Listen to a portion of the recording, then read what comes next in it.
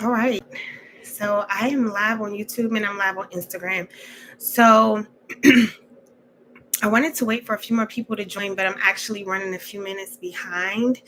So let's see if we could probably get like two, maybe three people on, and then I'll get started. So just give me maybe like another 2 minutes. Okay. Oh, I have someone on YouTube too. Okay. So we got two people. So I said two people. So we'll get started. Um, and I have someone also on YouTube. So thank you for joining on YouTube as well as Instagram. So today I wanted to talk about the viral trademark situation. It's kind of turned into a bit of a trademark battle. Um, but I'll just jump right in first by introducing myself, giving you some background information on who I am. My name is Shay the Bullock Holder. I am a IP attorney based in Maryland. I'm licensed in Maryland and in New York. Intellectual property is my passion. Specifically, my practice is primarily made up of trademark prosecution. And so this matter is quite interesting to me because I think there's a few points for us to learn from outside of rushing to file a trademark application. There's a few other things that I think we should consider. So, just a little bit about my background.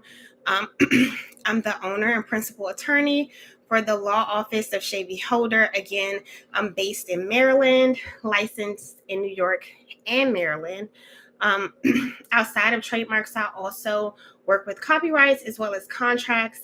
So, if you have any contract matters, specifically negotiation, contract formation, as well as NIL matters, which directly relate to contracts as well as IP for student athletes. So I just wanted to back up and tell you a bit why I'm passionate about intellectual property. I view intellectual property and trademark rights kind of like a social justice civil rights issue, specifically because typically creators or business owners of color, there's a barrier of entry, as well as sometimes we don't have the proper information to properly protect our rights. And oftentimes we do see infringement happen. So that's, hi everybody that joined. That's where my passion for that comes from. So I actually spent a few years as an IP legal assistant for NBC Universal in LA before going to law school. I also interned at the US Copyright Office. So I do have quite a bit of experience in this area. So we can kind of jump right in. If anyone has any questions, feel free to always leave in the chat. But just to give you guys some background information, and while we're here, I'm pretty sure at this point you've heard the viral term very demure, very mindful. It's gone viral over the last, I would say, maybe 10 days, 12 days. And so ultimately, there is a content creator, TikToker named Jules LeBron. And so this content creator pretty much was given an explanation of how you should dress and how you should present yourself at work. And so that came across with them saying, very demure, very mindful, very cutesy, kind of describing how you should present yourself at work. So over a few days, it went viral. Everyone's using it, celebrities included. Um, I think maybe a few days ago is when the TikToker came back and kind of posted a video crying, saying like, I dropped the ball. Someone's trademarked my phrase. We have an issue. So from that, I think there's a lot for us to learn as content creators, as business owners, and just as people who consume social media. I think there's a lot of misinformation that's going on as far as trademarks. So I just kind of want to back up and see some stuff that, thank you. Thank you, girl. You got me laughing. Just back up and kind of give us some information on like that we can use. So again, if you have any questions, you can drop it in. I do want to kind of give you a status update as far as the trademark filings. So far, I've counted maybe like 5 different people who have applied to trademark some variation of very demure, very mindful, very cutesy. at this point. So it's obviously very popular. The first trademark application that caused the stir was filed on August 20th for class 20, for class 35 services for advertising, marketing, and promotional services. And so this was the first application that kind of caused a stir and had Jules LeBron like, oh my gosh, somebody got my trademark. Since then, someone has filed an application for very demure, very mindful, without spacing, but also for class 35 services. There's also been an application for very demure, very cutesy that was filed on August 24th. There's been another application for always demure and very mindful. So I will say that adding the word and or spacing or always versus very, that might not really differentiate the applications. So that's another point that I think we can learn from. But I'm going to jump right into I have about 5 points that I think we can learn from. And again, if anyone has any questions, you can let me know. So first, what is a trademark? So that's the main question. What is a trademark? So a trademark is a source identifier for a good or a service. So simply because it's a catchphrase and you originated and you're the originator of the catchphrase, that doesn't mean it's a trademark. So what you want to think about, okay, if I have a catchphrase and it's catching on, what services or goods will I associate that with? So I believe that this content creator wanted to associate that phrase with clothing. And I think at this point, she's actually filed a trademark application. But the whole point is you can't really just own a phrase just because you came up with it. It still has to be associated with a good or a service. So that's the first thing for us to take. The next thing is the catchphrase can you actually distinguish it? Is it distinctive? So we may run into a problem with that because at this point it's becoming part of popular culture. That's my 3-year-old. It's becoming part of popular culture. So I think I have a question. Should a person trademark a wine festival? Sure. Yeah. Yep. And we could talk about that more offline if you want to set up some time for us to kind of go through the facts of your situation so I can get more information. But yes, festivals, yes. The point I was making is that when a term becomes a popular term, it becomes part of the culture, it becomes a common term, you run into an issue because now it's not really distinctive. So that may be an issue since the term is so popular now. Once the USPTO, the United States Patent and Trademark Office, which is the federal agency through which you file applications for trademarks, they have to do an evaluation and an analysis and determine whether it is distinctive enough to stand as a trademark at this point. So there is a downside to having something go viral in that regards. I can think back to, I think it was 2019, LeBron James wanted to trademark Taco Tuesday, and the USPTO was like, it's a common term. We don't want to block that term off. It's a popular term. Everyone uses it. We're going to keep it open. I think more recently, though, the USPTO has kind of shifted on that determination, and they have started to allow trademark registrations for different variations of logos for Taco Tuesday. But that's just an example. And this is some language from the USPTO and how they deal with situations when the term has become viral or too popular. This is from one of their decisions. The applied for mark is a commonplace term, message, or expression widely used by a variety of sources that merely conveys an ordinary, familiar, well-recognized concept or sentiment. So if they determine that to be the case for your trademark or for your catch term, you may get denied. So that's one thing that we need to consider. Is it a trademark? Is it trademarkable? Another thing we need to consider is um, what is the class or good associated with the catchphrase. So I mentioned this earlier. So just because you come up with the term a catchphrase, something that's popular, that doesn't mean that it's actually a trademark or that you can trademark it unless and until you actually associate it with a good or a service.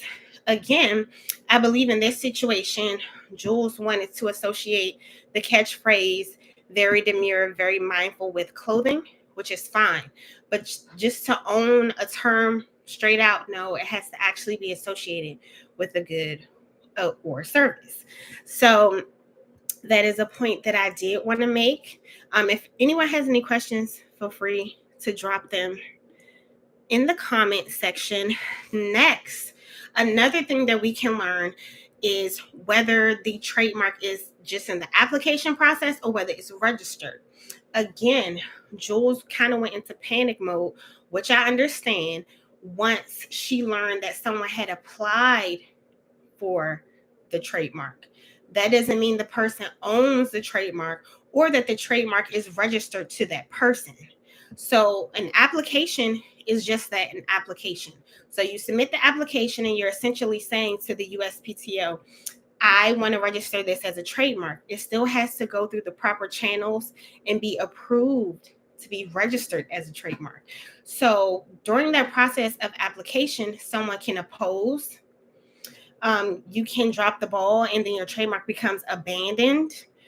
The USPTO can issue you an office action where you have to answer questions and pretty much verify that the trademark, that the term or the catchphrase or the logo that you're trying to trademark should stand. So there are quite a few barriers to receiving trademark registration, and simply filing the application does not mean that you have a registered trademark.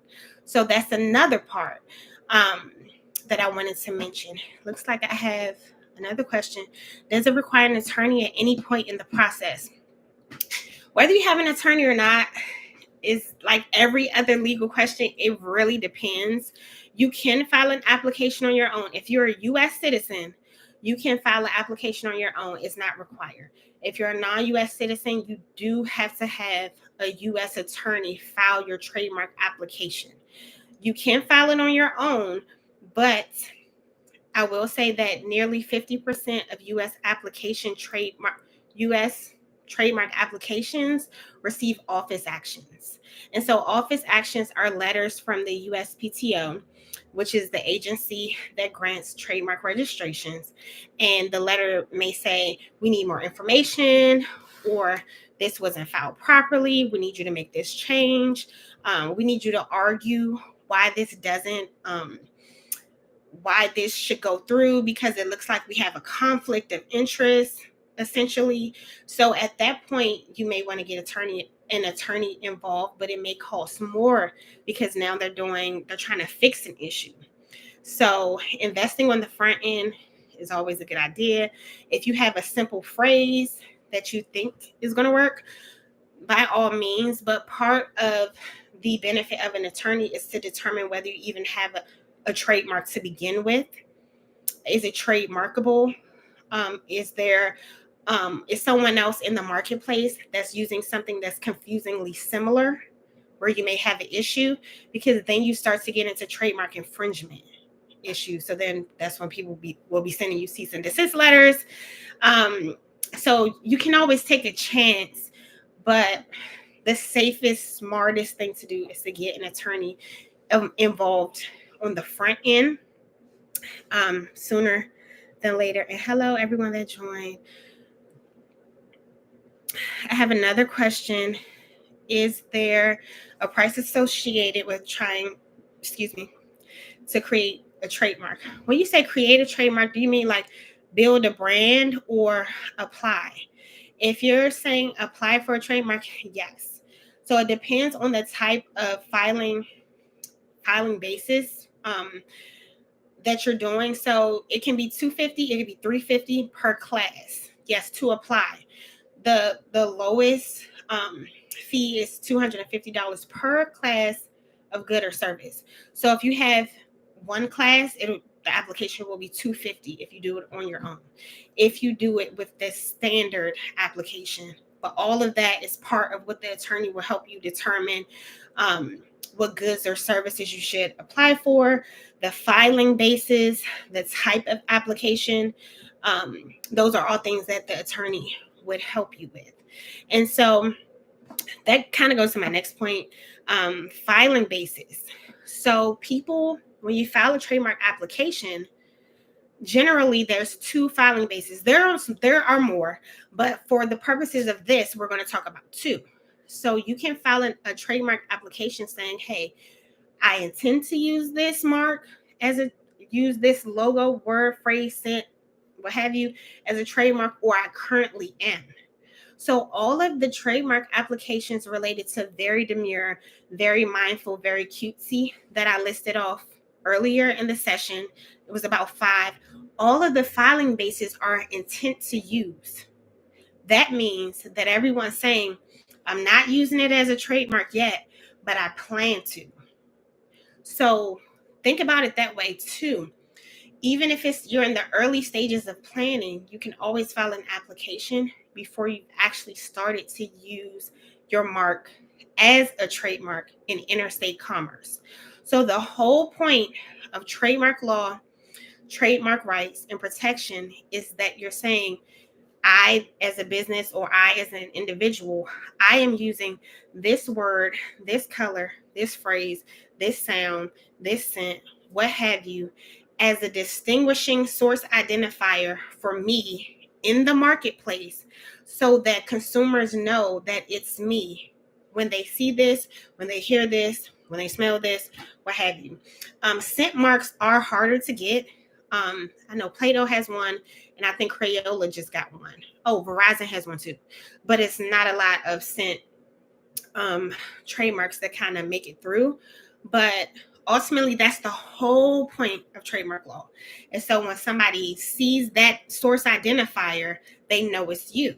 So brand recognition, goodwill, customer loyalty, all those things are wrapped up in it. So it's not just the point of owning a phrase just to own it. The point is that you're trying to use it in interstate commerce and use it in the marketplace and make money by having your customers associate with the brand that you've spent time and money and invested in building up. Hello to everyone that's here. So those were the two filing bases. So again, all of the trademark applications that we see right now for very demure, very cutesy, very classy. I'm sorry. Was it a very classy in there? I don't think for the applications. For the applications that we have, everything is a variation of very demure, very cutesy, always demure, and very mindful. Very, very demure, very mindful. So it's like a combination of those. They're all an intent to use. So intent to use, there's no barrier to get your application in, because you don't have to provide evidence that you're using it as a trademark yet. You're just saying, I plan to, let me put my hat in the ring and we'll get there. And so the trademark office allows you time to provide evidence and proof that you're using it in commerce. And so you can also renew the time frame to have more time to respond. So you may say, hey, I'm working on research, I need more time. And they'll allow that. And ultimately what you're doing is you're going to provide them with evidence showing that you're using your trademark as a trademark in interstate commerce, not just within your state. In interstate commerce has become way more common now, also because of the internet, and the world has become smaller. So it's easier to have customers in different states, across state lines, and that's what's required for a federal trademark. Now you can do state trademarks as well, but for federal trademark registration, that's what's required. Okay, do we have any questions? No, looks like we're all caught up on the questions.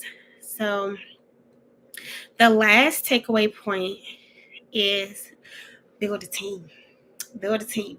So if you are a content creator, you're a business owner, you're in the early stages, and maybe the resources aren't there just yet, I would advise to kind of do your vetting on the earlier side.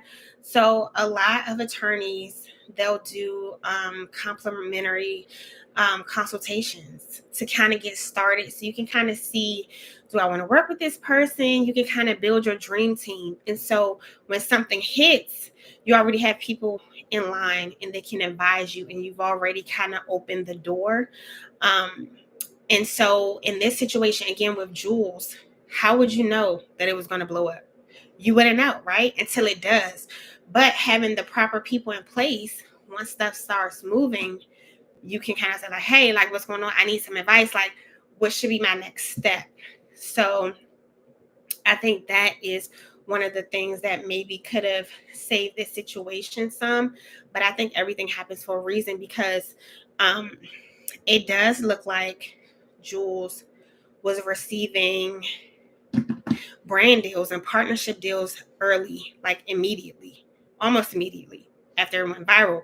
And so my thought there is, what could have been done different is, once you start to get the deals, like, you should be thinking about trademarks immediately. Like, once you're seeing it like catch, I mean, have a few days. But again, like I said, although people file applications first, that does not mean that they're going to get registration, because Jules has clear evidence of being the first person using the mark. But was she using the mark, the apply for mark, as a trademark is something different that will need to be proven in order to receive the trademark registration. So I have another question. Can you distinguish copyright from trademark regarding our rights? Yes. So a trademark, as I was saying, is a source identifier. So ultimately, a trademark, it can be a word, a phrase, a logo. It could be a name. It could be a sound, a scent. We kind of went over scents. Scents aren't as common. It could be a color, but ultimately, a trademark is where you're saying, this is what you should think. You should think of me when you see this in the marketplace. So you think about the Nike swoosh. You think about the Target, the circle with the little circle inside, the McDonald arches, all these different things. These are all trademarks and branding. So it's the way that people experience your brand or your business, and it's the association that's created in their mind and the goodwill that's associated with your business. So it's the hallmark of a business. I will go so far as to say trademark before business registration. So that is a trademark. I hope I've answered that for you clearly. And trademark rights start from the time that you start using your mark as a trademark. But you don't have to necessarily file your trademark application right away. So that's part of the benefit too of having an attorney, because just because you search something in your search engines and you don't see that someone has a YouTube channel or a Instagram account or a TikTok account using that name, that doesn't mean people aren't using it. So you can have somebody in Oklahoma that's using your exact term or phrase, and they're running a business, and maybe they have a shop on Etsy and they just don't promote on social media. That doesn't mean they don't exist. They could be the first user of that term, phrase, color, whatever, in association with the particular class that causes conflict for you. And then you can end up in a trademark infringement matter simply because you weren't aware. So that is a trademark. And then copyright